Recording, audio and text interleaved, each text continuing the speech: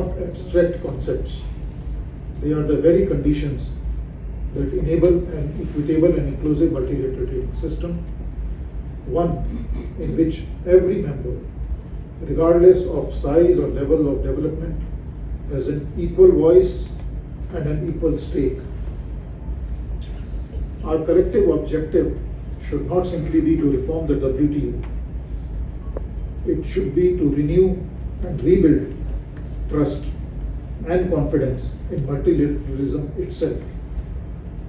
If we succeed in preserving the foundational principles of the organization, while equipping it to address contemporary realities, the WTO will continue to serve as the cornerstone of global trade governance for decades to come.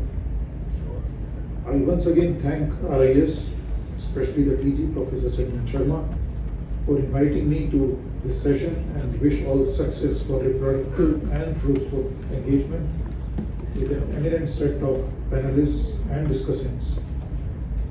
I'm confident that the audience would definitely go back enriched from the wisdom of these presenters and experts, and I look forward to receiving the outcomes of the brainstorming session. Thank you. I now request we have joining us online Mr. George Thomas, First Secretary, Permanent Mission of India to the WTO. So may I request you to address the gathering?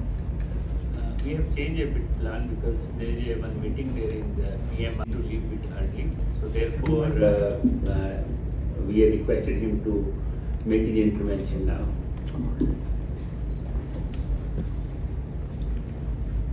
Muted. He's You are muted. From Geneva. At the outset, let me thank the team from RIS, Sachin sir, for inviting me on this to this presentation, for me and giving me an opportunity for me to share my thoughts. As sirs have indicated, as Yashvi sir had indicated, we are all in the throes of the TPR. We just had a full day yesterday. In fact, we had such enthusiastic responses to our presentation that we couldn't finish it within a day, and we had to carry it forward to the next day, which will be tomorrow. We could be one of the countries which has the most number of interventions. It has been very complimentary. They have congratulated India, as Sir had indicated, on our economic growth rate, on the efforts we have taken, on our very positive development-oriented positions at the WTO. Well, of course, it is very difficult to come in after such luminary speakers who have really covered the length and the breadth of what we need to discuss and what we need to focus on. But I thought I would take this opportunity to share a few ideas from my side. At the very outset, I think while it's understood, it bears repeating that the world and the trading economy is better when there exists a stable, predictable, rules-based and inclusive trading system.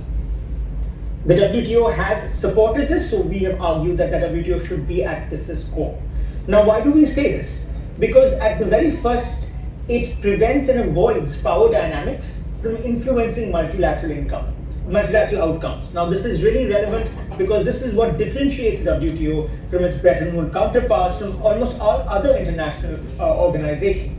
Second, it also creates a common framework in which members can consult and negotiate and pursue, importantly, mutually acceptable and negotiated outcomes, rather than resorting to unilateral actions.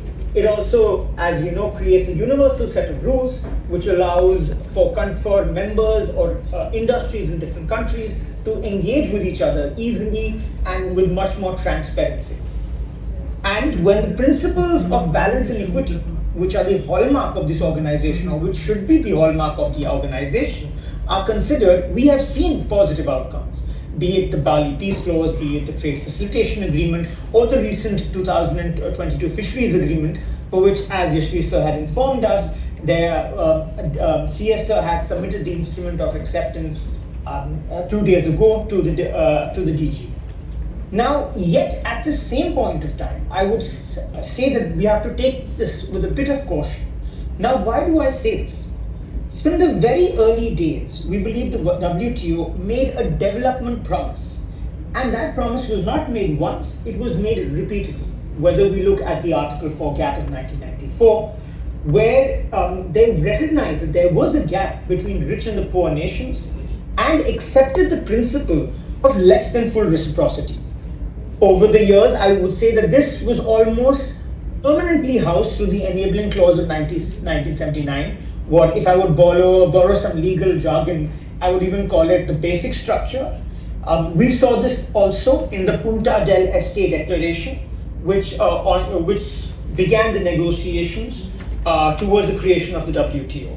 Importantly, the preamble, which we see as the guiding principle of the WTO, said that trade in itself is not an end.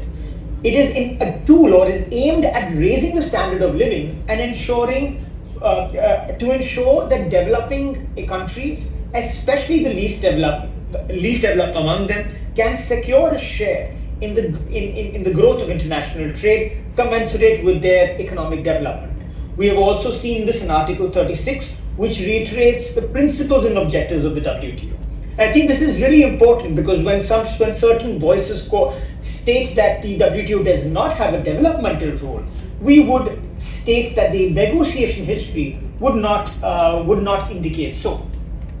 Now, when we look at these promises, we do recognize these are important priorities and lofty ones at that. Have we achieved what we have set out to?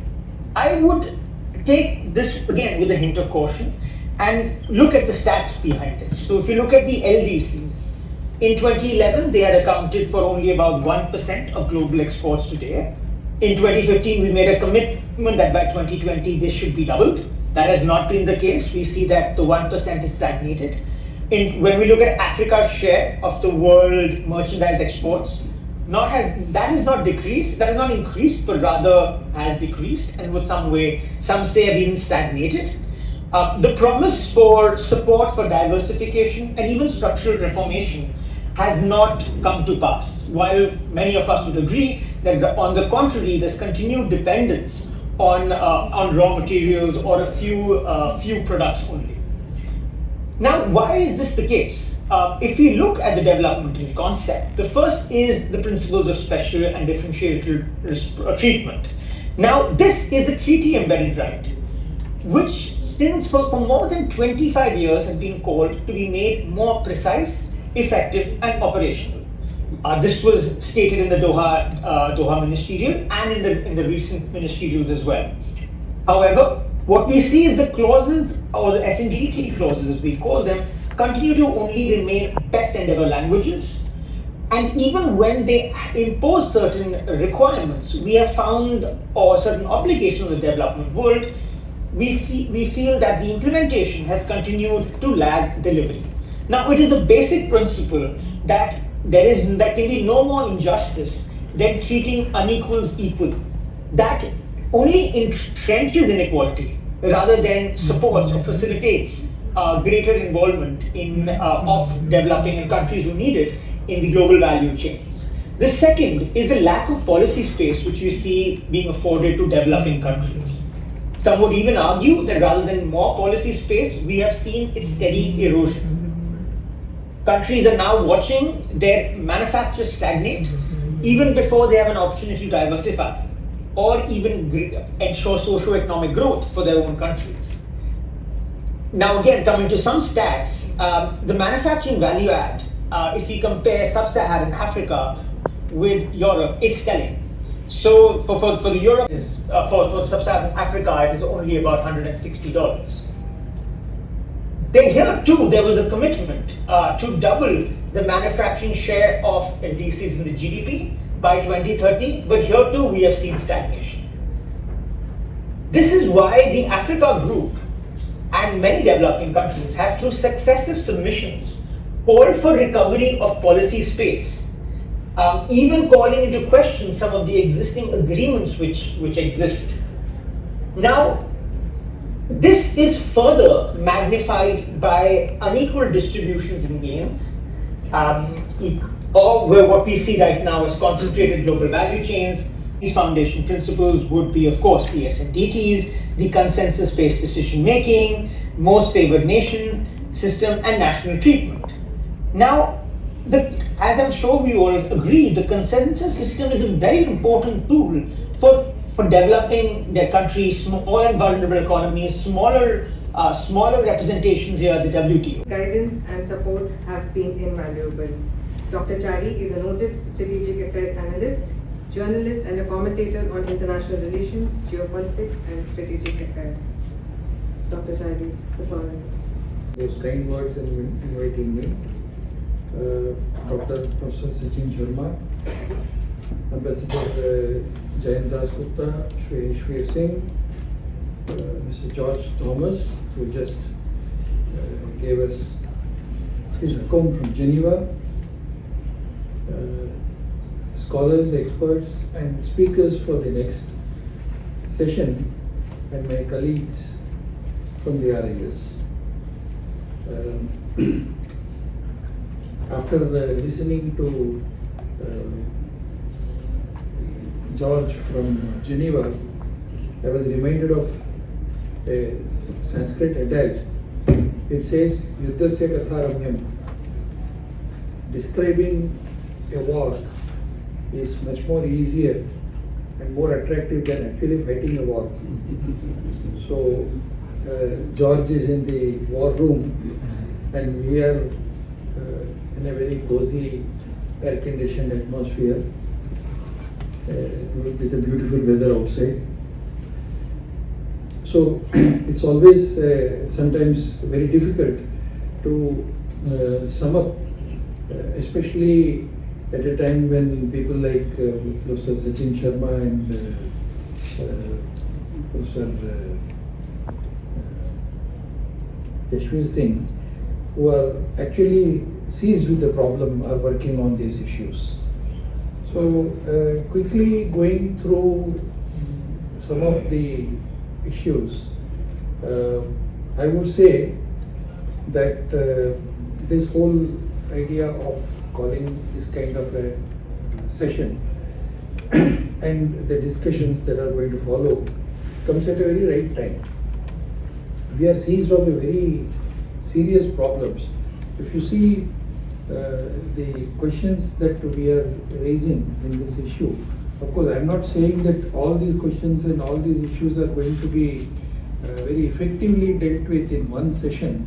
It requires at least 2 or 3 days of deliberations as far as these issues are concerned. The 7 issues, questions for discussions which we have taken up about the relevance of WTO and to the fragmented global trade architecture that we are now witnessing. In fact, if you see the 2.5 decades of the post-millennium decade, or the decade beginning from the millennium, that is 2001 onwards, I think I would flag 5 very important aspects as far as this is concerned. When we say fractured trade architecture, the first was, of course, the global economic meltdown of 2008-2009, which greatly affected the way countries deal with each other as far as trade is concerned. The second, of course, is the corona pandemic, which affected almost every country of the world, and some of the countries of the world have not yet recovered from the pandemic-induced trade blocks, trade disruptions. The third, of course, is the unfortunate conflict between Russia and Ukraine, which is still ongoing and which has affected a great amount of several countries in the Eurasian region, especially, of course, including Europe. The fourth is, of course, the West Asia conflict, which is still ongoing, although very occasionally we see reports about rapprochement, peace deal, and then even before the peace deal dries, there is another set of attacks. And the last one is the unilateral sanctions and tariff, which is being weaponized in a way by one single country, the US, in a way that has affected trade.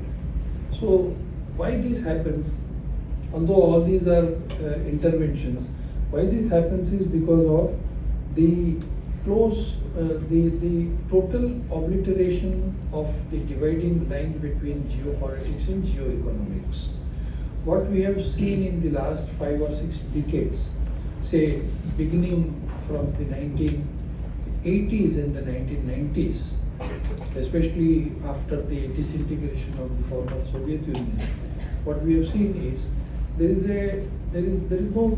no gap between geopolitics and geoeconomics. What we would probably, I teach geopolitics and international relations in 3 or 4 universities, but I find that pre-1960 or 1950s, probably the discussions about geopolitics was totally insulated from geoeconomics. That is no longer the case now. You cannot talk geopolitics without geoeconomics, and you cannot have international trade if you don't understand geopolitics. So this line has been obliterated. So that is also affecting the way countries deal with one another, and especially in a situation where the global geopolitical jury, the United Nations, is becoming more irrelevant, and the global jury as far as international trade is concerned, the WTO, is becoming more relevant. So in this kind of a scenario, we have to see what we can do. As Mr. George very recently, very rightly said, that India is being appreciated for what we are doing, and we are now in a way we are seeing the development of so many other factors that also play an important role as far as global trade is concerned. Especially if you see the growth of regional trade blocs, which was not the case probably 4 or 5 decades back. That is one thing. The second is the emergence of Global South.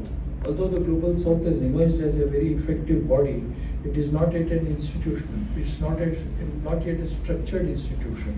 So although it is not a structured institution, it's playing an important role as far as global trade is concerned, although the nomenclature appears to be a group rather Global South. It's no longer just merely Global South, but it is also more important in the current debate, in the current context, because as Yashwin Singh very rightly mentioned, the distinction between the developed countries and the so-called developing countries have also been obliterated. There is no longer the north-south divide. The traditional north-south divide has also gone. So what we would rather say north is probably south today, and what is earlier south is today north, with 3 of the 4 major economies of the world being in global south. So we are seeing a very different situation when we are talking about reforms in WTO. So the old nomenclatures and the old systemic differences between economic growth have all disappeared. So these are all the factors that one has to take into consideration. Another factor is the growth of regional and bilateral trade organizations like the ASEAN, the RCEP, the BIMSTEC, SCO, BRICS. All these have not only become more relevant, but also more active in their own membership is concerned. And another factor that the WTO will have to take into consideration is the need for striking a balance between sovereign rights of countries, the national interest of countries in safeguarding their products and economy, and certain areas of trade like fisheries, agriculture. Dr. Jayendra Dasgupta mentioned some of these issues.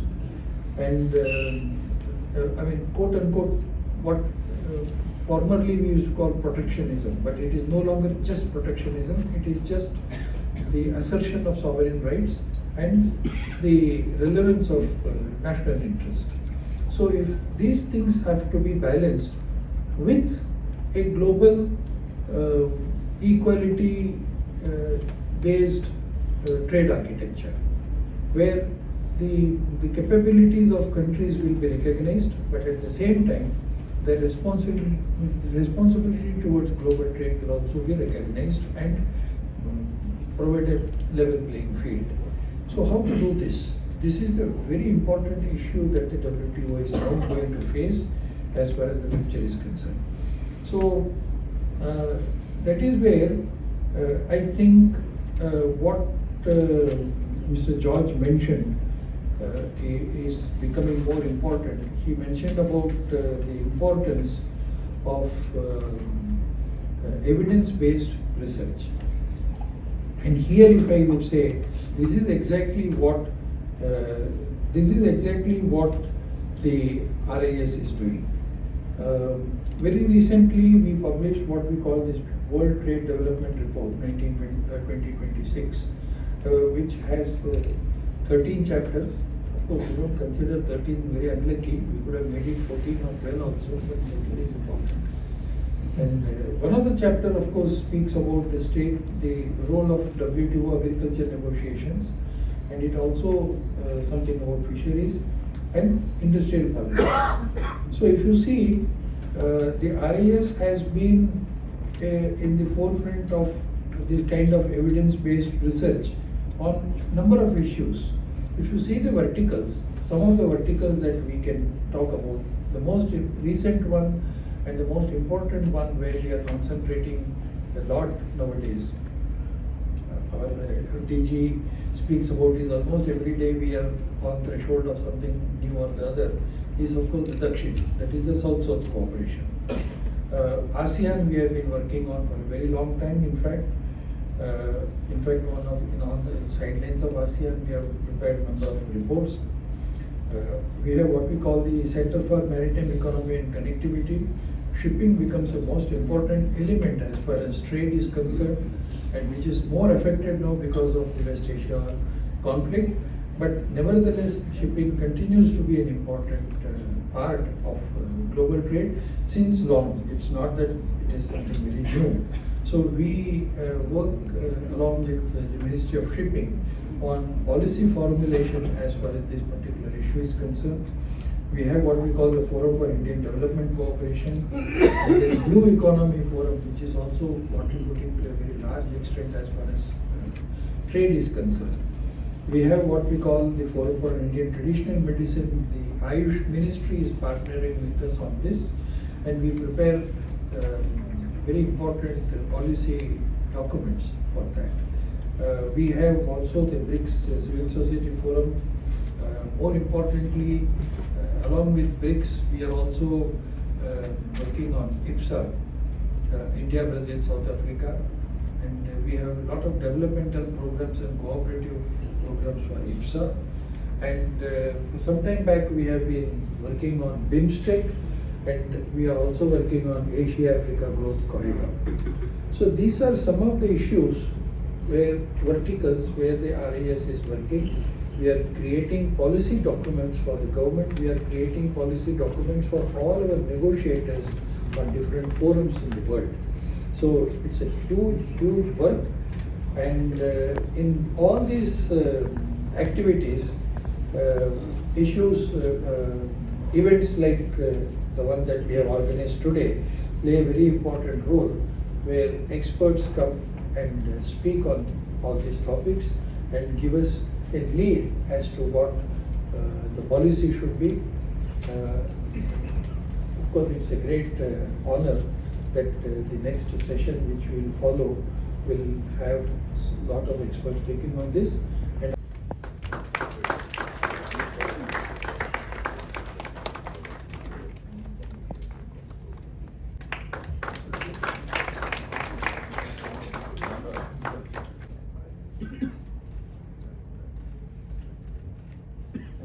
we started a year late. Over to you.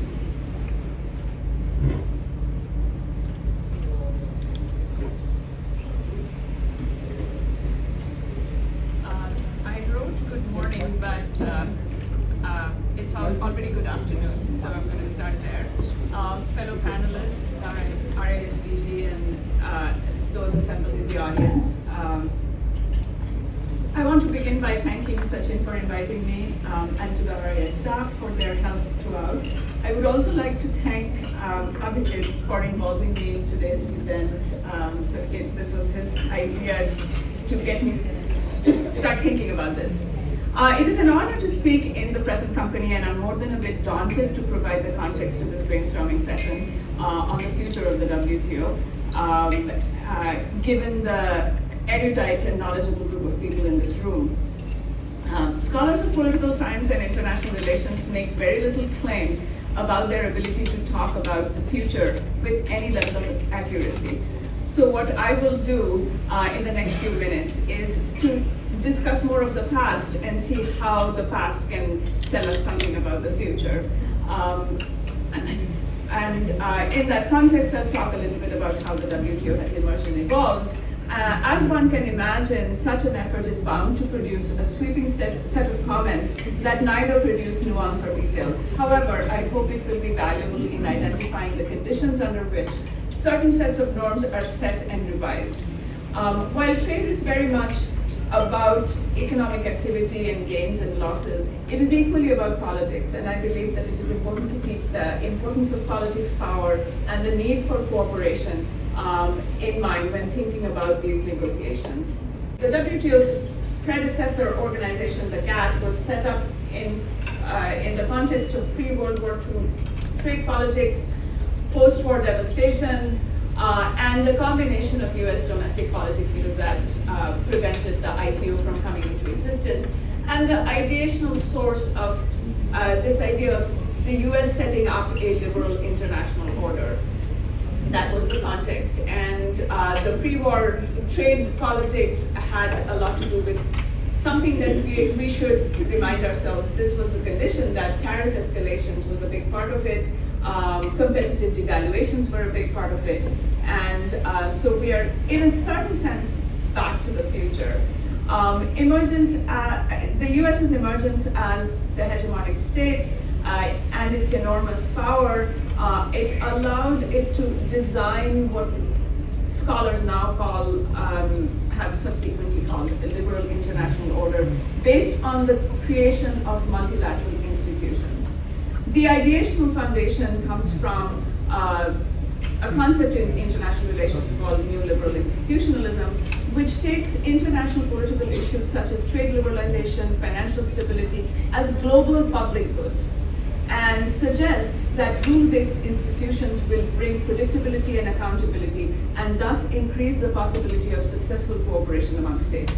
And in that context, the dispute settlement mechanism is a really important piece of that conversation, because the dispute settlement process allows enforcement of rules. So most international organizations that have been designed do not necessarily have an enforcement mechanism, whereas that's where the WTO differed from the others, in that there was a dispute settlement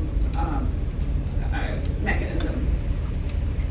So GATT had its limitations, and the dispute settlement, as I was referring to, was very modest.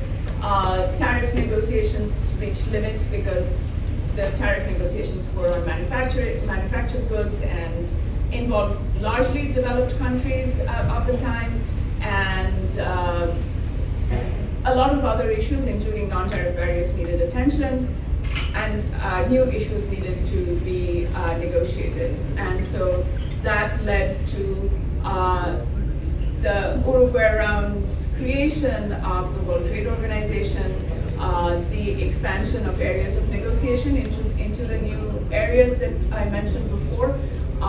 This notion of single undertaking, that if you sign one, you sign all, 21 agreements that came out of the Uruguay Round. and a much more robust dispute settlement mechanism, one that, as I alluded to a minute ago, somewhat of a more robust enforcement process where everybody was, at least notionally, subject to the same rules and had to abide by the same rules. I'll talk a little bit about what that meant in reality later on, but that's an important thing to come out of the Uruguay round. So the geopolitical context of the Uruguay round was, of course, the end of the Cold War. That's really the most important thing, that the US's rise not only as a major power, but kind of a moment where it felt like it was a unilateral moment. A lot of international scholars wrote about it at the time, and so it felt like, and this happened as the Uruguay round was going on. It was between 1980. I mean, the Uruguay round lasted from 1986 to 1994. And 1991 is the end of the Cold War, and the US comes out sort of the dominant hegemon. Even the bipolar system is something that has come to an end at that point. And so this was the context. This was the context within which the WTO emerges. There was a Quad at the time, and the Quad included the European Community, not yet the European Union. It obviously included the United States, and Japan and Canada were sort of the junior players at the time. The other important thing to keep in mind was that the US was interested in bringing China into the liberal international order by bringing it into the institutions. Okay? Back in 1991, that was a goal. When I ask my students who developed the rules of the WTO, often they will say it's China, and then I have to remind them that the China joined the WTO in 2001, and they are, most of them were born after 2000, the recent students. Now this batch is born after 2008, so there's a reason that they don't know this, but it's important to keep in mind that China was intentionally brought into the WTO and into the liberal international order, and the US played a major role in doing that, and we can talk about the reasons for why it happened. One last point that was an important part of the geopolitical context was the fact that developing countries still played a largely limited role. I mean, they were not particularly engaged in the Uruguay round. I mean, during the GATT years, they were more engaged. They had to be more engaged in the Uruguay round, but only a few of them really made a difference. I mean, there's a lot written on, how they developed coalitions, and at times that didn't pan out. The success of that didn't pan out. But there was also a lot of learning that happened as a result of this emerging role by developing countries. So I'm going to jump straight into the need for reform. What happened here? It's a little bit of a pivot. So the initial years of the WTO, which largely went into negotiating the Doha round, produced limited success. Since then, there have been entry of a number of other new issues. So there were a set of new issues that brought the WTO into existence, but now we are facing yet another set of new issues, such as all the areas of digital trade, artificial intelligence, and whatnot. And finally, the paralysis of the dispute settlement mechanism. All of these, and then we could go into more details, but these primarily are the causes for why we need reform at the present moment. So, what is the geopolitical context now? Obviously, China's entry into the liberal international order really led to the break of the liberal international order to some extent, one can argue. China's entry has been a major cause for the shift in how other countries view the set of norms that were put in place in 1994 in this context, but largely the set of norms that were put in place probably in the post-World War II period. What else has changed? Change in geopolitics, and I think other people have talked about this rise of geoeconomics, that not just politics deciding how we make international norms, but the need to pay attention to economics, to bring that into the fold, to talk about how we think about the future of foreign policies and global governance and so on. Being negotiated, so there's value in having experts in the room, and we may not do as the US says, but we need to mostly do as the US does. With that, let me now invite our next speaker, Atul Kaushik will take us through his perspective on this important topic. Thank you, Chair. So this is not as much a perspective as a segue from what Dr. Swarupa talked about. She talked about the historical perspective of where we are, where we stand in terms of the way the multilateral system evolved over the years from the GATT days. What I would do is to look at what the current challenges are in terms of the global economic order that is evolving. Where does the multilateral system sit in it, and to what extent is the current narrative in terms of the 4 issues on WTO reform, or in terms of the larger interests of the developing countries, and how they should manage this going forward. It is some of the intergovernmental institutions are paralyzed or dysfunctional. The Security Council is dysfunctional for reasons that we all know in terms of the big powers not seeing eye to eye. The World Health Organization has been captured, some say. The WTO dispute settlement mechanism, as was mentioned by the chair, is dysfunctional, and therefore the gravitas that rule-based system should have is receding. The Human Rights Commission is also more grappling with dissent than with resolutions, and the International Court of Justice is dysfunctional in the sense that it doesn't have an enforcement mechanism, and the countries are free to implement or not implement the judgments or the directions that come from there. Some of the other institutions are either contested or they are inefficient.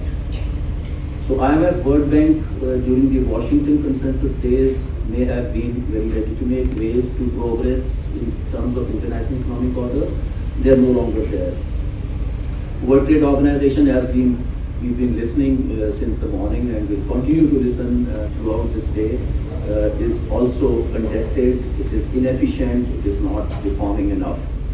UNESCO, UNEP, climate change, sustainable development goals are now receding rather than progressing. On the other hand, not everything is so cloudy. Some institutions are still functioning. The General Assembly of the United Nations is functioning. The resolutions still matter, and they inform the research that goes into international order that is coming from our literatari. The UN Secretariat is functioning. A lot of material that comes not only from the United Nations but from its agencies is very useful, particularly for developing countries who don't have the wherewithal to make the kind of research that comes out of them because of the Economic and Social Council of the United Nations is functioning. UN peacekeeping is working well. India is a huge contributor to it. The Geneva Convention is functioning. And some of the agriculture and labor related institutions in the United Nations like the World Food Programme, the FAO, ILO, they are also functioning well. In addition to these, which are intergovernmental, multilateral institutions, there are bilateral and regional institutions that are also functioning well. European Union is a very good example of a regional institution functioning. The ASEAN is catching up with the European Union in terms of the decisions that they make, and maybe in the future we will have the African Union and its agencies also going on the similar lines. The OECD as a body of developed countries is also functional, brings up a lot of good material. The Bank of International Settlements is functioning despite the challenges to the reserve currency. And of course we have bilateral and plurilateral treaties which are also functioning. So keeping this in mind, what does the literature, the recent literature say about this evolving economic order? So I have picked up just 4 of the authors or groups of authors. There are others. Steger was mentioned in the morning by I think Mr. Jain Das Gupta also. He's written something day for yesterday as well, which is on the WTO website. He wrote back in 2022 that adapting the WTO to the changed economic landscape would serve the world better than a radical reset. So a gradual movement is what the chief economist of the World Trade Organization himself is professing. The terms of trade theory of trade agreements transcends several, if not all, the challenges faced by the WTO.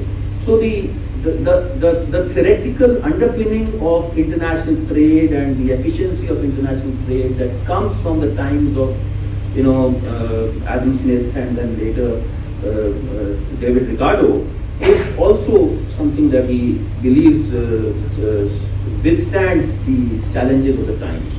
Then we have Edward Fishman, who's written this big book on choke points, the recent choke points. And there, he says economic weapons have existed for centuries. But in the past 2 decades, and that's the period that we're talking about in terms of WTO, their sophistication and impact have grown by leaps and bounds in a world economy interconnected by a half-century of globalization and neoliberal reforms. The action of the US sends shockwaves across the globe at breathtaking speed. So this is what is bringing what he calls as the economic warfare. So we are in a situation of an economic warfare currently as per Edward Fishman. Then Mark Saxer, who was FES representative of India back in early 2000s when we worked with FES. Today he is the Asia and Southeast Asia representative at FES headquarters. He's written a book just 2 months back, Geopolitical Conflicts in the Wolf World. He calls today's Jungle Raj as the Wolf World. And he says, enter the wolf world where the law of the jungle prevails. After the end of Pax Americana, major and minor powers navigate the geopolitical competition and geoeconomic disruption, shaping an asymmetrical, multipolar world, or maybe a polycentric world. Now this is something which also, kind of aligns with what the Canadian Prime Minister said in January this year at the World Economic Forum. And then there is this small piece which has come from a developing country perspective by Ahumada and Chang last year, who say that among growing geopolitical tensions, ecological transitions, and the resurgence of industrial policy in the global north, developing countries face renewed constraints on their ability to design and implement strategies for structural transformation. Reclaiming policy space is essential for enabling late industrialization, which is what most of the developing countries are looking for now. Fostering technological learning which is where the barriers are most visible, and achieving climate compatible development, which is the primal challenge that the planet faces today. Need for a framework for reimagining industrial development as both a sovereign right and a global necessity has been pointed in his narrative. So what I see is that out of the 4 books or articles that I chose, the narrative is more on what the developed world is doing and less on what the developing countries are facing, and that narrative has to change, and that is where I take seriously the suggestion given by the First Secretary of India to the WTO mission today morning, George Thomas, when he says that RIS and institutions like RIS should be working on this narrative, which is a developing country friendly narrative. So for developing countries, it is a good thing.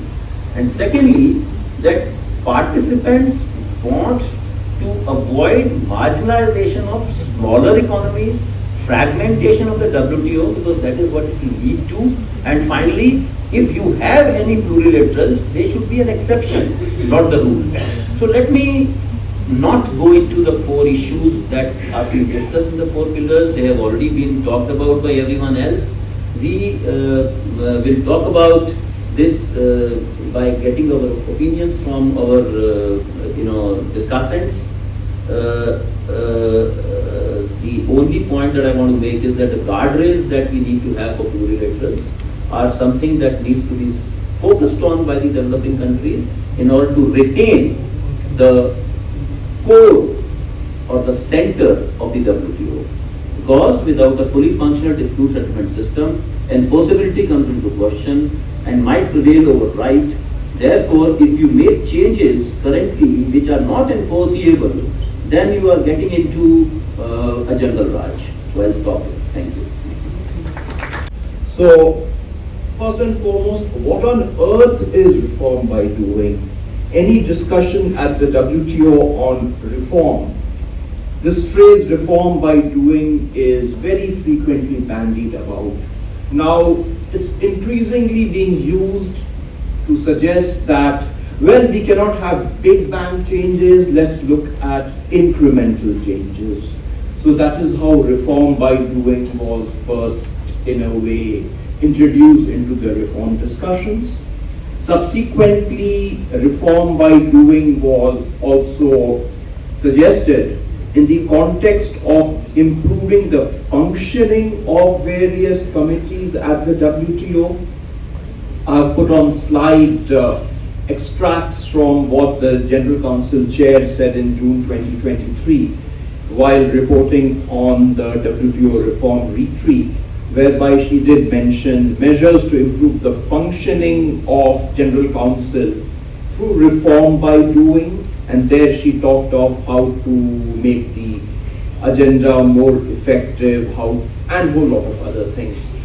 Subsequently, in October 2023, in the backdrop of the Abu Dhabi Ministerial Conference, there was a senior officers meeting which gave us a bit more meat and substance to what could be reformed by doing. And there the chairperson's summary says, and I will read it, all this there on the slide, senior officials were pleased to note that a significant and credible package was emerging, reflecting constructive engagement to do what? To improve WTO processes and practices through what? Through reform by doing. So reform by doing, now the scope is enlarged. It's no longer about just incremental changes. It's no longer about enhancing the efficiency of various committees. Now it's about improving processes and practices. Bear in mind, decision making by consensus has been treated as a practice, and that will have implications later. But reform by doing didn't end there. The scope got further enlarged at the last ministerial conference, and that I think is an absolute killer. If you look at the MC14 chairperson's summary, it includes a very interesting paragraph. I will read the operative part. As a part of a new way of working. It doesn't use the word reform by doing, but the intention is absolutely clear. A new way of doing. 66 members representing so much of global trade have agreed on a pragmatic pathway to bring agreement on electronic commerce into effect through an interim arrangement. Short point here, the scope of reform by doing has been really expanded. What this will imply, I will discuss subsequently. Let's look at each of these aspects separately. Enhancing effectiveness of committees.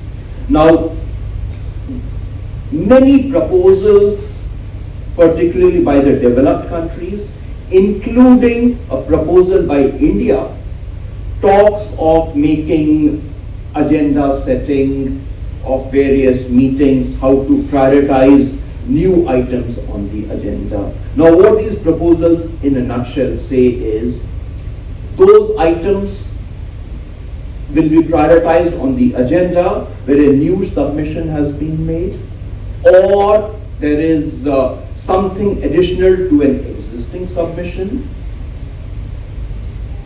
Issues that emanated from submissions made earlier will keep on slipping on the agenda. Sounds very logical, right? What are the consequences?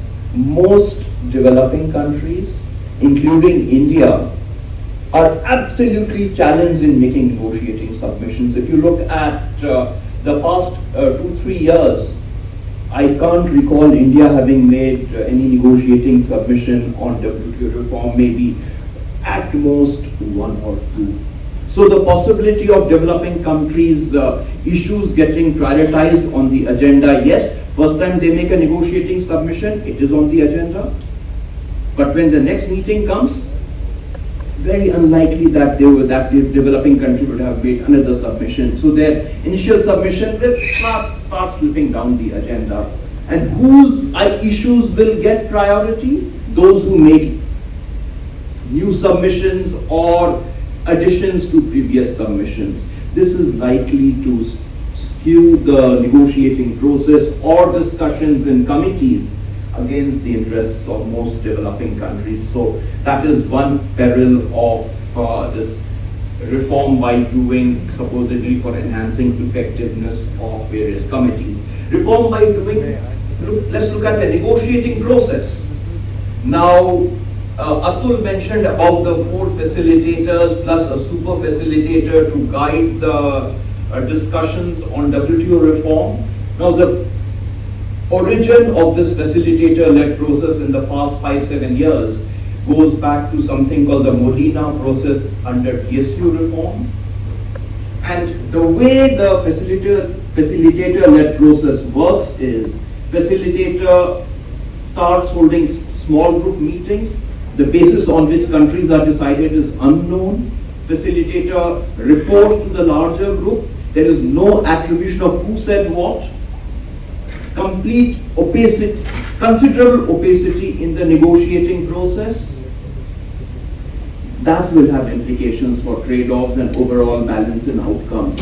Unfortunately, what happened in the Molina process, we are already seeing that being replicated in some manner in some of the other facilitator-led processes at the WTO. Then another aspect of reform by doing and supposedly improving negotiating processes is through informal meetings and thematic sessions.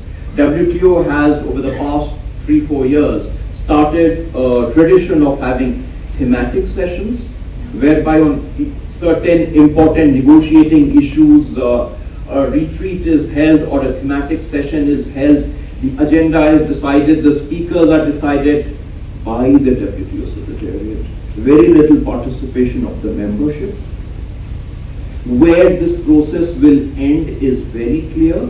We are likely to be confronted with a situation when certain key aspects of negotiations and narratives around negotiations will be determined through these informal meetings and thematic sessions, guided largely by the Secretariat, Again, risk of interest of developing countries, interest getting marginalized is very likely. But more importantly, this results in considerable empowerment. For holding this brainstorming. Let me also compliment the three presenters who have so well given us the challenging context that we are facing today, from WTO and GATT's evolutionary days, the likely areas of WTO reforms that we see movement and the constraints thereof, and how we could possibly address them. Taking this forward, I would focus firstly on which areas of reform matter most for developing countries like India, and secondly, on how we should strategize. I will also confine my focus largely to trade in non-agricultural goods, considering the importance that we attach to enhance our manufacturing base of GDP. That's not to say that other issues like food security or the whole set of issues surrounding plurilateral agreements or the DSU are not important, but within my time limit, even this is going to be tough. We are today in a situation where much of global trade rule making is taking place in national capitals rather than at the WTO, and often outside the discipline of multilateral trade rules. Most countries, even the earlier free marketeer developed countries, have put in place industrial policies aimed at boosting their manufacturing. Some have turned to a regulatory and framework-driven approach with legislative backup in identified strategic sectors like the European Union, which has a Green Deal, Net Zero Industries Act, Clean Raw Materials Act, etc. US under President Biden also went forward with the incentive-based approach in the form of Inflation Reduction Act, etc. But all that has changed. The emphasis under Trump too has shifted towards a more transactional approach, relying on procurement commitments, commercial agreements, selective financing, strategic stockpiling, and case-specific government intervention in major firms, including in the form of equities. Examples include the way they dealt with US Steel, TikTok, or in respect of AI chip-making firms like Intel, in which they have taken equities, or those dealing with critical minerals and magnets like MP Materials. There are also other countries like Japan, Korea, Indonesia, Brazil, etc., which are implementing their own set of industrial policies. And of course, China, too, that has been in this game for years with state-led industrial systems, some of which have been announced under their 5-year plans, but others not publicized, including those that operate through their provincial level schemes, state-owned banks, state-owned enterprises, etc. India too has, particularly after 2021, introduced the PLI schemes for 14 plus sectors, the semiconductor programs. Recently we had the 2.0 version also. And as you all may know, China has challenged India's PLI schemes at the WTO under the SCM agreement, that is subsidies agreement and the TRIPS agreement, etc. The irony here cannot be overlooked, considering that it is China that is globally well acknowledged to be the world's largest industrial subsidizer, and that too for decades. So in my view, this needs to be fixed. And an important objective of WTO reform should be to create legitimate policy space for industrial policies pursued by developing countries. Clearly, even the developed countries now accept that industrial policy is an essential need in today's context. Very likely, the WTO discussions may turn to focus on what kind of policy should be legitimate, less trade distorting, and could be permitted, and on others, they could look at how to discipline it. For instance, I can foresee developed countries seeking a waiver for R&D, climate transition industries, critical and strategic minerals, areas where their industrial policies are focused.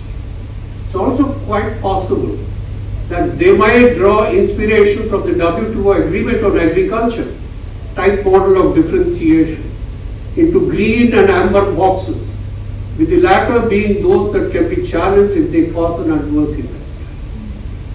This may not be an adequate formula for the developing economies like India, where some of the identified sectors may need to be broader, some of the kind of policy space allowed to be wider, and also with some space for local content.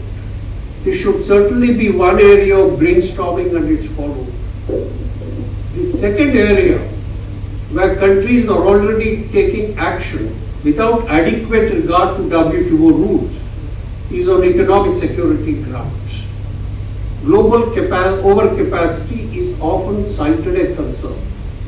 And after US imposed restrictions on imports of steel, aluminium, and this list is lengthening, under Section 232 of the US Trade Act, other economies like Canada, EU, UK, as also some developing economies are upping their protection for fear of trade diversion.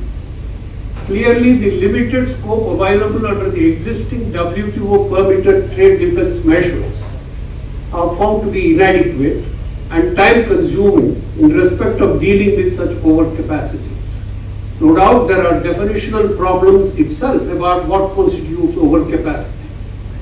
And economic security, as the US argues, is to some extent a nation-centric concept and cannot be generalized. What is economic security for an island country or a country like Singapore could be quite different from that for India.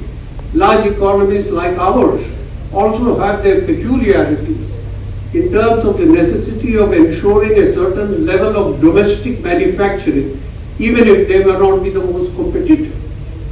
Secondly, even in respect of imports, relying predominantly on one or two, even two source countries, even if they may be the most competitive, may not be prudent from an economic security perspective, particularly if the importing country feels that one of them has a trust deficit.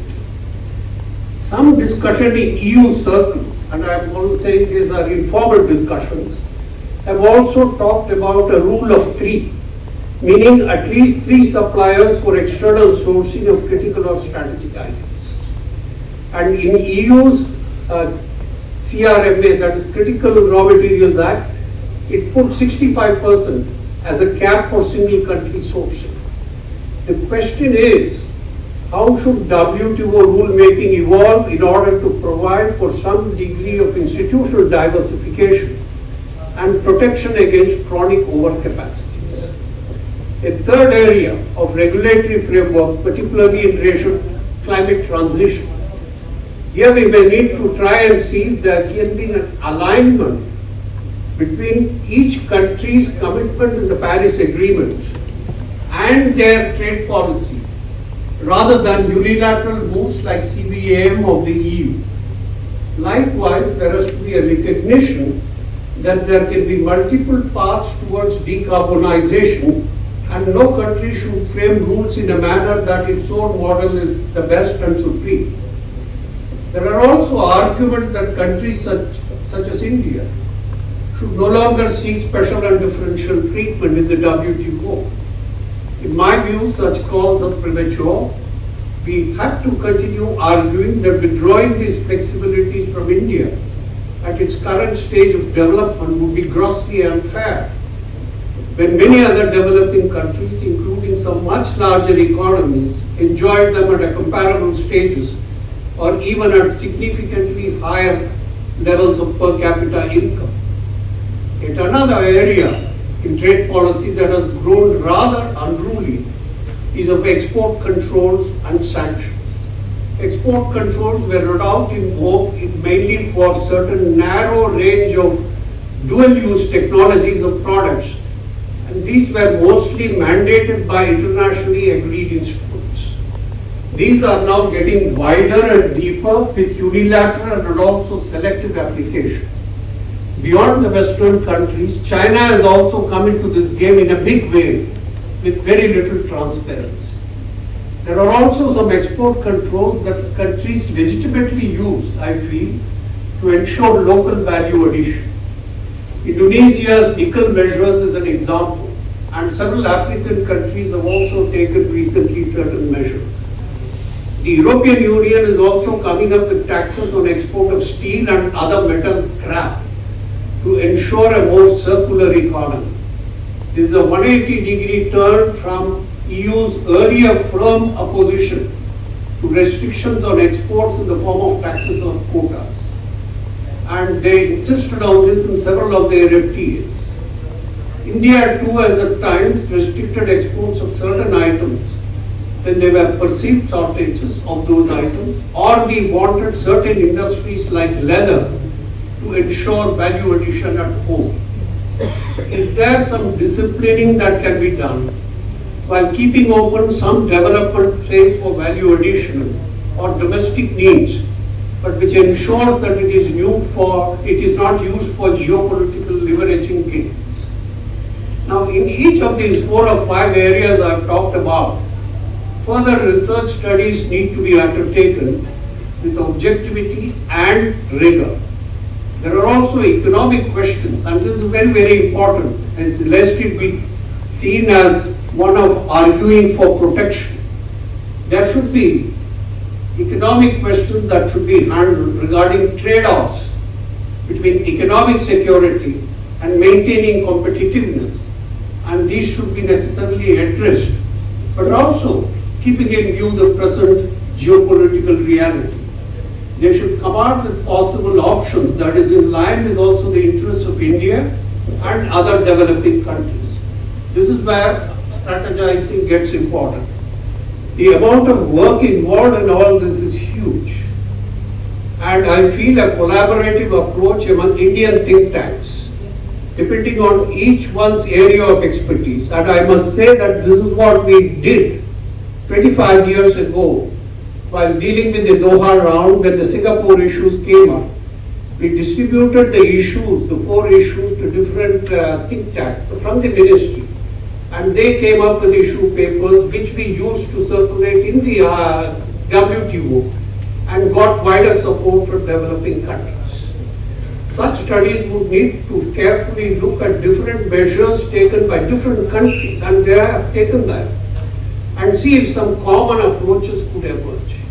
And think tanks like RIS in India will also need to work closely with prominent think tanks with other developing countries to generate a common set of ideas and then see if they can enjoy wider acceptance. Using the South Center in Geneva, I think, and I feel that we have not used it enough. I don't see enough papers coming out from Indian academics in the South Center publications, will also be to our advantage. Once possible common approaches emerge, these could be tested through holding a wider conference. All this is no doubt needs adequate time. But this is why I am glad that RIS has begun its brainstorming now rather than just before the next ministerial. And these need not be only with other developing countries, but also with some of the developed countries, including like the EU, who are under tremendous pressure at present from the Chinese on the one side and from the US on the other. So ultimately consensus would require their concurrence as well. So we have to see how broad we can take this consensus to. Thank you very much. Thank you, sir, for a very comprehensive and erudite presentation covering a host of issues, including how to preserve India's right to use appropriate industrial policies for its development, and also offering more suggestions for RIS and other think tanks to pick up to add to the plan of action which Abhijit suggested. May I now request I had prepared some points for my own discussion ideas, but listening to so many speakers and very well put by all of them, I see that we have a huge number of issues and there is a need for prioritization. Therefore, whenever I need to prioritize, I work with a small chart, which I put here. This matrix, the columns have two headings. There are two columns: large impact, small impact, and the rows have two headings: quick impact, takes time. Impact takes time. So the intersection of large impact and quick impact must be top priority. And then small impact, quick impact, and large impact, which takes time, are both of similar kind of priority, but we need not worry very much on small impact, which takes long time. Now, what is something which will have, in the context of WTO reform, a large impact and quickly? Abhijit gave an example of that. What is being done with the e-commerce plurilateral? I think while we are engaged with guardrails, what are the ways forward for plurilaterals, that is a Trojan horse. It can completely change the landscape of how the WTO will change. And quickly, this agreement, which is supposed to be outside the WTO, is being deposited with the Director General. And the justification is that there's nothing which prevents the Director General from holding it. But then the Director General could theoretically have crime-related agreements which have an impact on trade, any subject area, AI-related agreement which is there completely outside the WTO. So there has to be some thought put on how this is not an appropriate step and the implications of these steps, which in my mind are very serious. Even the US has actually protested against this. So not just India and Pakistan, but the United States is also of the view that Secretariat needs to be controlled in some sense on crossing certain limits. So this is one example of a large impact which will happen quickly. Similarly, I leave this thought and this chart with you here because the other thing is, and I was struck by Professor Chari's thought process, the various points he gave, and what he mentioned, that geoeconomics and geopolitics now are very close together.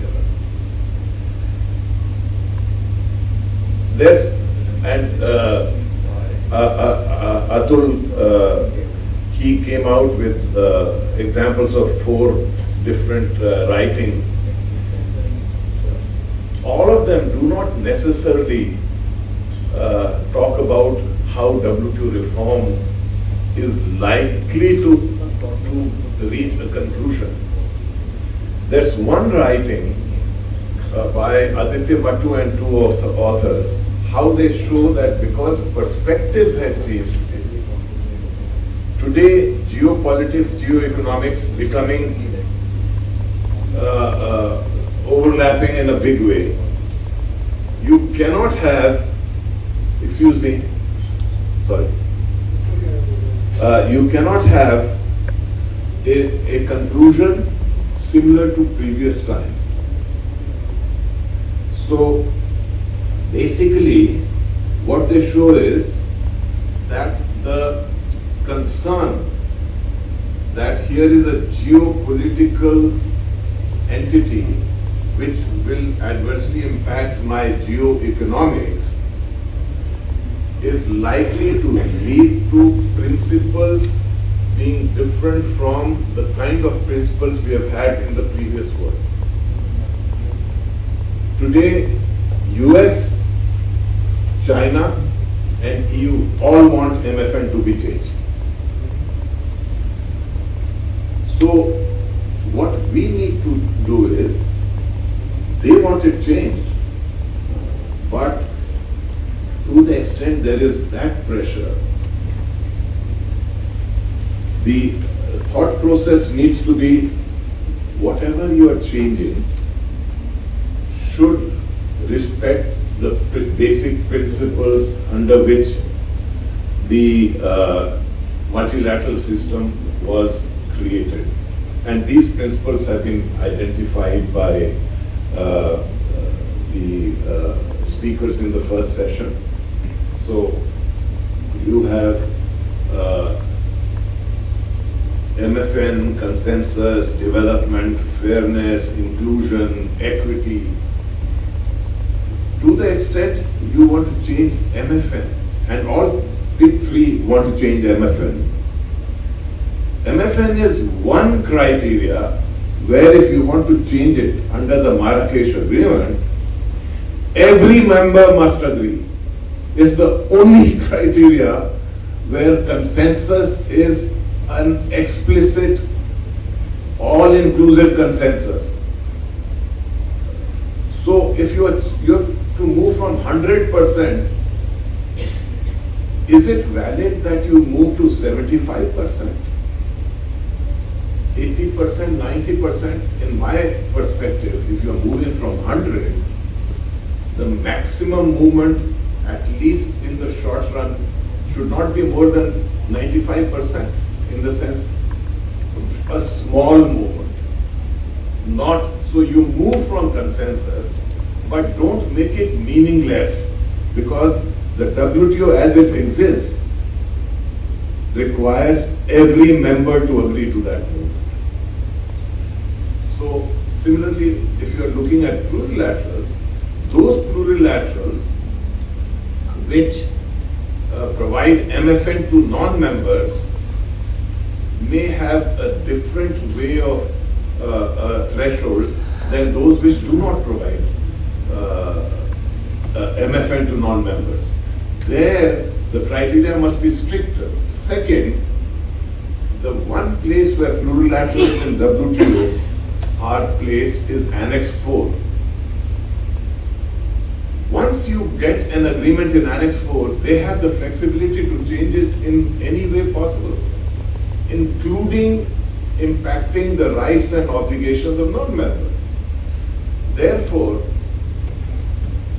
and this has to be strategically sequenced, to the extent you can have a plurilateral which has non-MFN,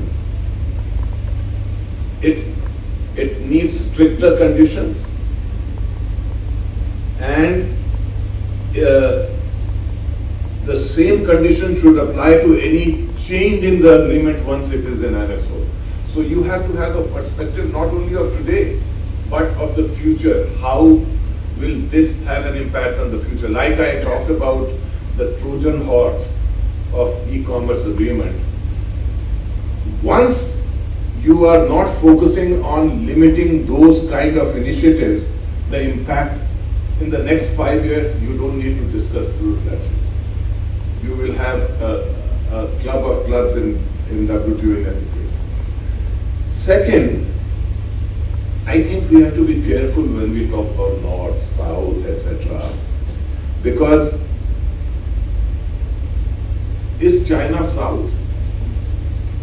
Are those countries which are part of IFDA South? So South does not necessarily have the same positions in different parts of the WTO. Agriculture is a clear example.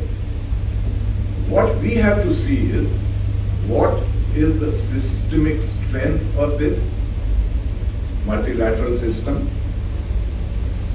Where do we have the interests ourselves and other countries where we can develop coalitions? And one example comes from what happened recently, where Brazil and India came forward in a common position when WTO reform was being discussed. And they basically took a position which links up with the kind of thing which we are thinking of, and this has been mentioned by other speakers, that when RIS is working, RIS has to, and you are thinking of coalition building, then you have to see what the others are doing. Are there any ideas which actually allow you to have a hook? Brazil in its submission earlier said that we need to have an informal group discussing the kind of issues in WTO reform. And the issue of trust has been mentioned by several speakers. That is the way to build trust. That is the way where you actually can develop ideas which get accepted more and more. But you will face problems because these three economies actually want to move away from what your objective is. So where are the common points which you can actually have a coalition with any one of these or more, two or three of them, and at least with the US, you can have a common position on addressing the Trojan horse I talked about. Now, on SNDT. I now request Kumar Shabdun, our next discussant, to take the floor. Thank you so much, Ambassador Deepak. An advantage of being one of the last speakers is that a lot that you want to say has already been said. So I hope I will not take much time. But I do want to make some comments on the presentations that have been made.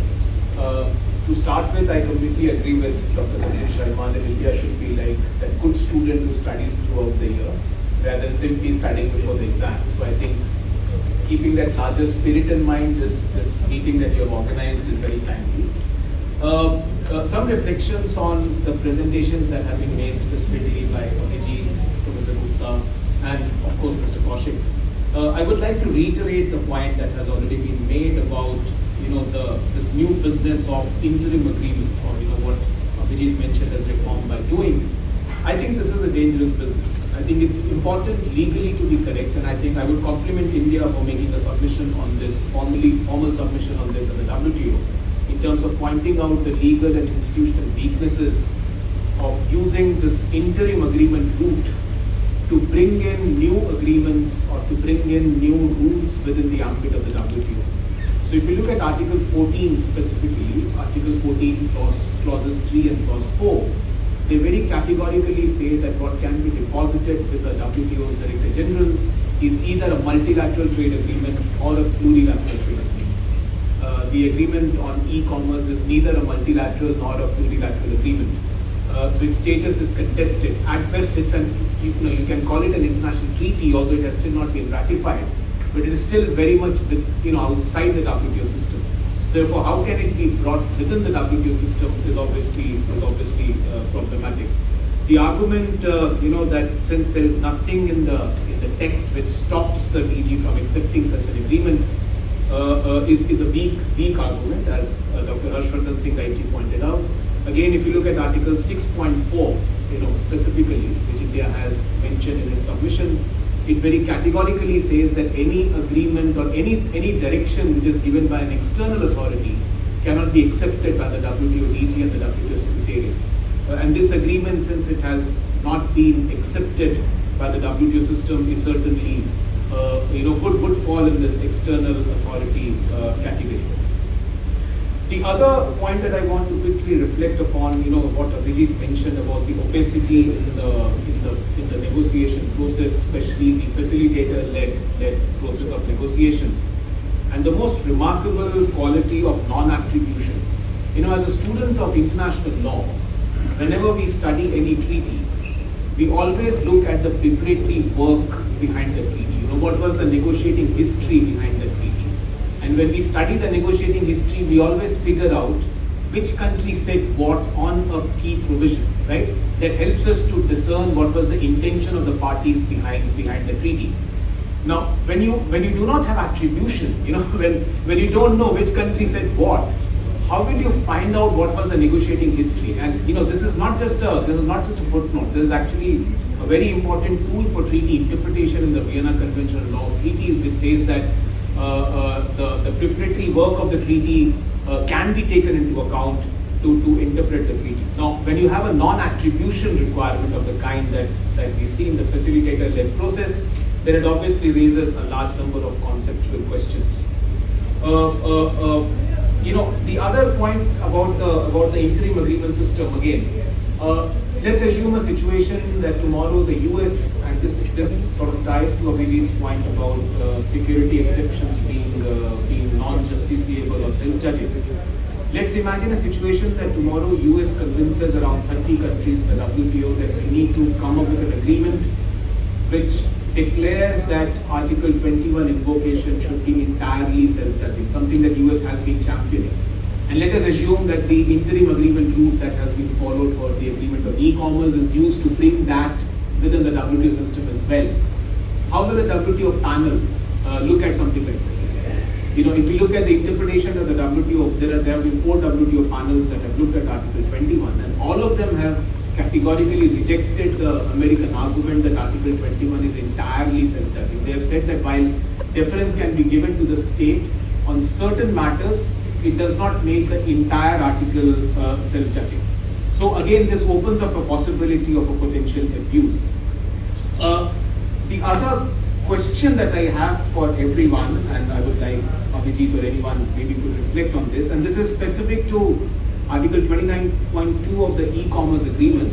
If you look at India's submission, the submission that India had made before the ministerial on the reasons why it opposes the incorporation of the investment facilitation agreement, something that Abhijit had mentioned in one of the previous RIS forums, was that if you look at Article 10.9, it very categorically says that there has to be a trade agreement for something to be brought into Annex 4.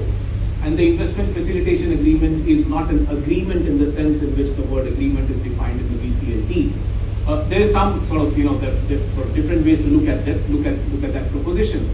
But let us apply that argument to the e-commerce agreement, and let us assume that by next year the 45 countries ratify the e-commerce agreement.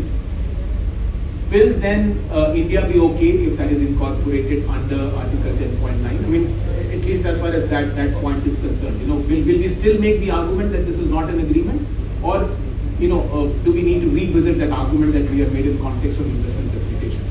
By the way, just a quick footnote for the information of everyone in the room. Footnote 20 of the e-commerce agreement says that as far as ratification is concerned, if EU submits the instrument of accession, it will not be one instrument of accession, but all EU member countries put together. Which means if EU ratifies, then 30 countries or 29 countries ratify in one stroke, which again is very, very fascinating. Okay, finally, I just take another 2-3 minutes, Ambassador Deepak. What India needs to do, I think this is a very important question for which Sachin has asked all of us to, assemble here and deliberate. While I agree that plurilateral route is problematic, but at the same time, it's also important to understand that the plurilateral route is something which perhaps cannot be eschewed for a very long time, given the complexity of the global trading system that we have. And therefore, while India has been brilliant in putting up these very relevant, pertinent legal questions to stop the incorporation of unilateral agreements, I would like to see the same work to be done by India in providing solutions to the plurilateral mess. Because if we do not provide those solutions, then we will end up with the interim agreement arrangement of the kind that we have with the e-commerce agreement. And this is a point that many people have made, including Dr. Harshvardhan Singh, Ambassador Jen Das Gupta.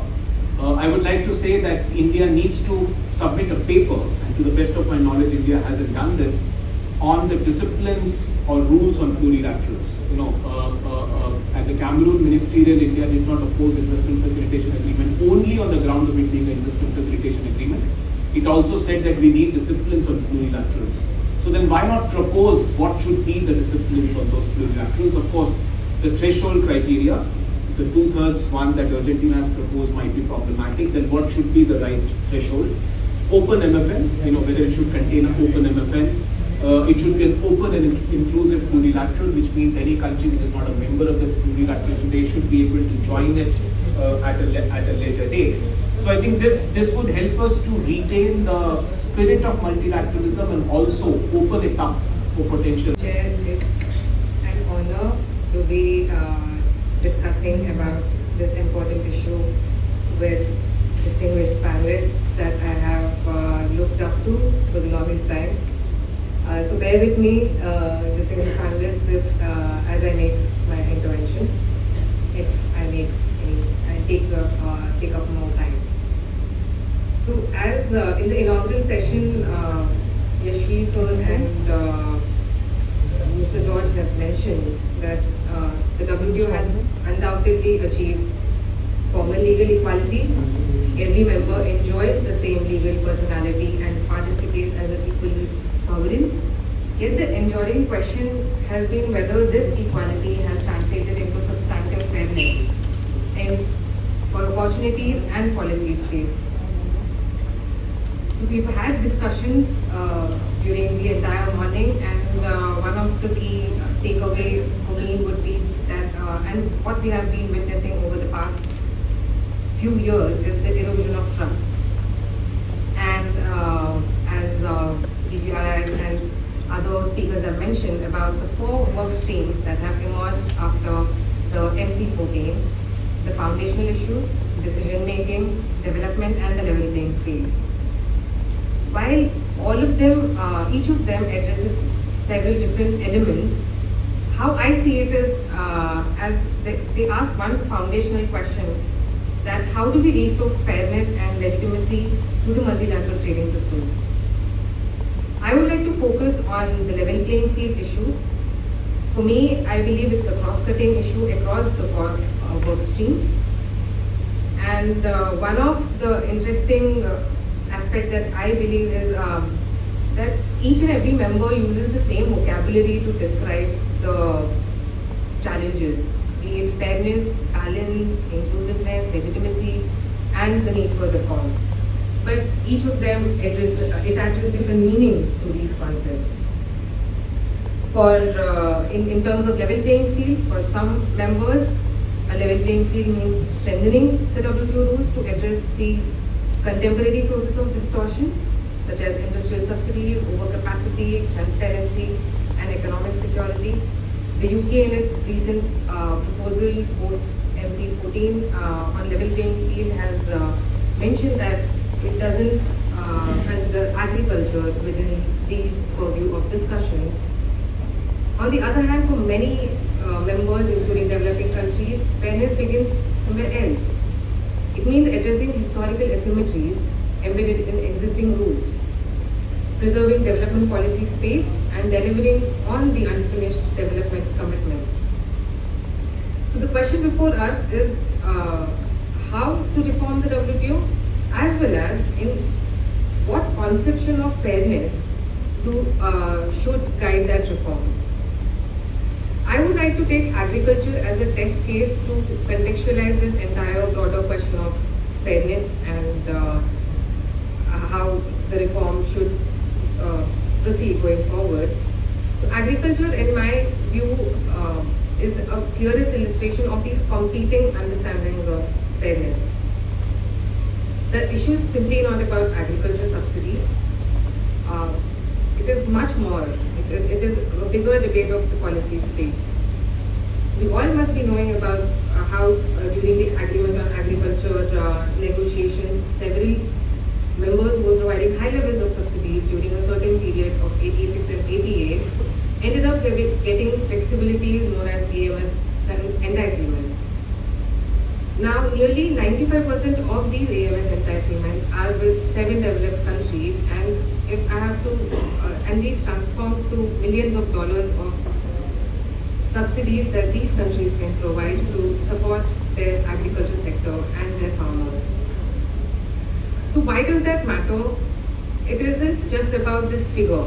It is also about the flexibility that they have retained during these negotiations, and even when they breach their legal limits, they even when they support their agriculture with extensive subsidies, they will remain within their legal limits. So whether these entitlements are fully utilized or not is again not the question. The policy space in itself is the value that they have, that it allows these governments to use this policy space strategically whenever they want and in strategic sectors, and influence long-term agriculture competitiveness. And at the same time, many developing countries enter the WTO with little or no comparable flexibility. So for decades, India, along with many other developing countries, have consistently argued that discussions on a level playing field cannot ignore these asymmetries. Now, the competing narrative that has been built recently is how Ambassador Jayandas Gupta mentioned about several proposals being put forward in terms of repurposing agriculture subsidies under the objectives of attaining sustainability. But none of these proposals will revisit the historical asymmetries or these EMS entitlements or flexibilities in their proposals. So for another example could be for more than 2 decades, C4 countries, Benin, Burkina Faso, Chad and Mali have argued that these AMS entitlements and many of the agriculture subsidies are not simply about market distortions. They impact livelihoods, rural development and economic opportunity of millions of farmers in these countries. So the position here is again not about subsidies but also about the fairness in the system. Now, to conclude some of my thoughts here, a discussion on the level playing field cannot be just about contemporary distortions. It must also engage with historical asymmetries that continue to shape present-day opportunities and policy space. Ultimately, the future of WTO reform will depend not only on the reforms members agree to adopt, but on the baseline from which this fairness is judged. A credible WTO reform process must therefore do both, address the unfinished development concerns of the past while equipping the multilateral trading system to respond to the challenges of the future. Responding to 2 questions that Professor Sharma has asked, and what Harsha sir has mentioned about prioritization of issues. Even in the facilitator's report on the level playing field, it is been clearly stated that members have no agreement on what constitutes level playing field, and that it is pertinent to sequence these issues.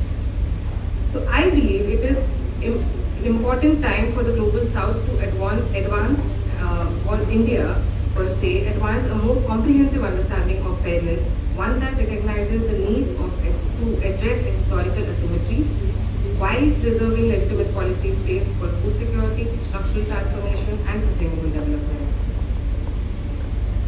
Then moving forward to the importance, we have had speakers discussing about the importance of research and expertise, and how I've also had a chance to hear Prabhas Ranjan sir and the World Trade Development Report launch, wherein he also mentioned about the capacity building of the legal sphere in India. I believe this becomes very important. I personally have faced challenges in terms of adapting to this niche subject area of international trade law in India. And many of the experts who are in this room have shaped many young people to go on to understand and develop their understanding on various issues of the World Trade Organization or international trade law. So strengthening capacity of the law schools and students is equally important.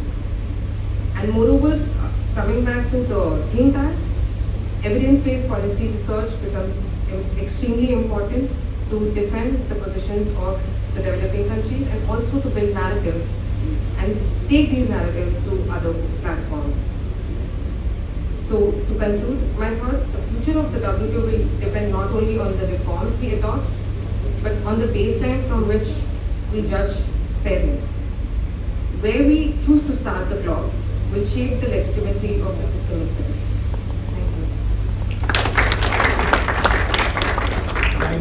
Thank you, Lakshmi, for those very valuable inputs, and especially underlying the importance of the need for fighting for a level playing field.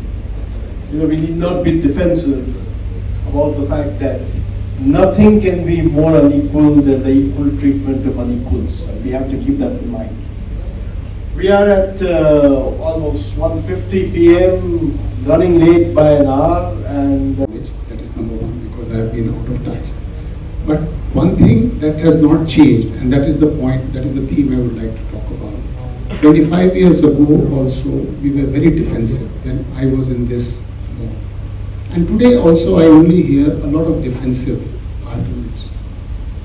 And I would remember, like when we were negotiating whatever I was doing, like trade facilitation, somebody observed that why you only have defensive interest? What is your offensive interest? And that is what we started doing a study with help of Pointer. We worked out what are our border clearance issues with US and EU. Based on that, we put proposals on the table, and some of them are part of the agreement on trade facilitation.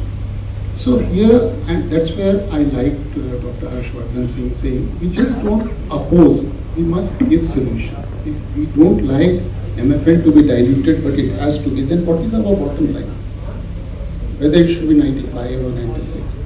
So I think our discourse needs to go further. Like when China had gotten into WTO, they had come to learn from us. Today I think we need to learn from them. They are not regarded as the last stop in any consensus building exercise in WTO. Why are we still regarded as the last country who is saying? So I think that is one of the important things that we need to do is develop our own interest on the issues that we are discussing, build coalition, and that's what Dr. Harshvardhan Singh I very much like. We need not only look at South and South, it has to be with developed countries also. One of the proposals we made in trade facilitation, it was one of the first joint proposal of India and US on customs cooperation. And that made such an impact, and other countries were very fearful then. If we say something, they will say, okay, there is a developed country also. So that's the other thing, that we have to go beyond South-South to look at more developed countries. I'm sorry, I hope it is not too broad and I'm not talking beyond my remit, but I thought this is my own experience, that what I have, and I wish that it changes going forward, that we become more proactive in identifying. Thank you so much. Now, let me say the last few words and close this session by extending a very heartfelt thank you to our extremely distinguished panel, which has over a variety of aspects of this important issue come out with specific analysis, insights, and suggestions.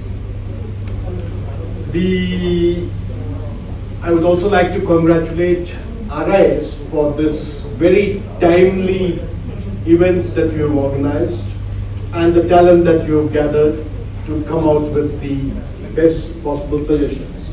The way I look at it, the problems are on the table, solutions have to be found, and a variety of experts and organizations, the best we have and the best we can borrow, need to work and find out India-specific inputs for our trade policy setup in the Department of Commerce and the Government of India.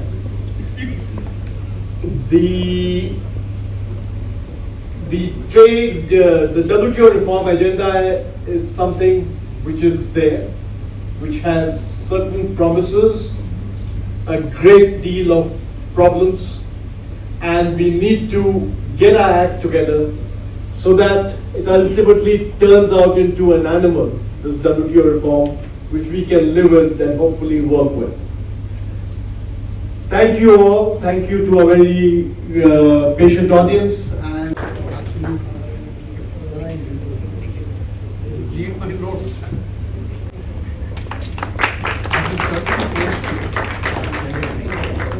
sorry, my memory is. you still have to receive your memento before we dismiss the panel. Thank you.